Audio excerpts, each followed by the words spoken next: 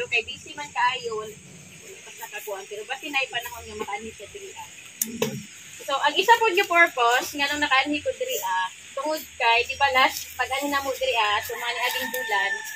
Amo naman giingon sa inyo kung sa imong mga suggestion para dili masayang ang pag-eskwela sa inyong mga bata diri. So mao to nga di ba ni come up ta kay burden man sa inyong mga part nga ang inyong mga anak may mga sa San Vicente. So kami nilay mga hidri sa inyo dili na lang kay kung na lang murag subok na siya.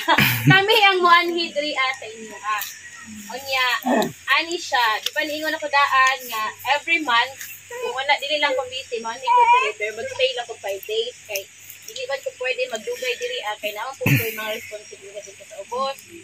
So sa wala kabalo ako ang inyong CIC dito sa San Vicente para makabalo ko mga kasi may mga time na dili ko makani ka malangan. So mao na siya nga nako karon diri.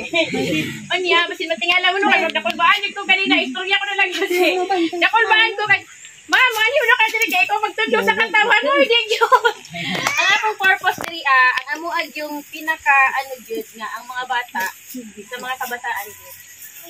Nga bahala og kana bitawng ka kamoy magtudlo diri basta ang mga bata na lang gyud proper na documents nga puhon kung gusto sila mo eskwela og public o private, di na sila mag-lisod din ana sila document. Mao to nga.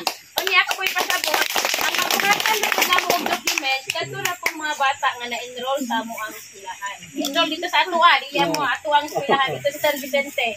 So mao to no. Karon dili man ako makayaw assist ang isa ka bata tanan nga bata diri kung asa na sila nga level sa ilang grado para ma-identify nato nga kani sila mga bata mao ni ang mga kinder, mao ni ang grade 1, grade 2, grade 3 para ma-identify nato sila mo ako sila karon pero dili man ako na siya makaya within 1 day or half day so mao nang basin mga previous mga Monday, Friday makaulit na pud so, para pagbalik na mo diri mahibaw-an na ninyo kung ang inyong mga bata asa na sila nga level. Okay na ba inyo?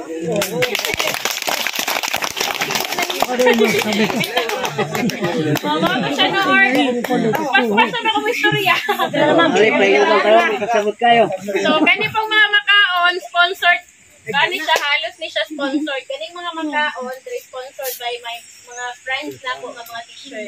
So ang uban wala pa man sila kahatag maybe next month na po na sila madala. So mao ni siya no sponsored ni siya tanan sa next time. Hinaot ko nga okay raw kalipay mo.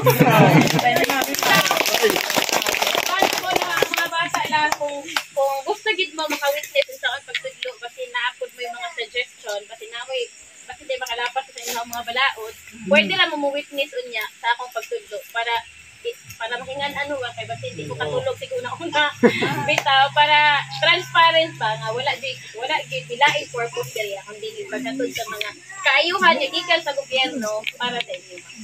Pwede ko mudagan pagkakapitan na. So maoras to mayor na ako daganan. Madako na salamat.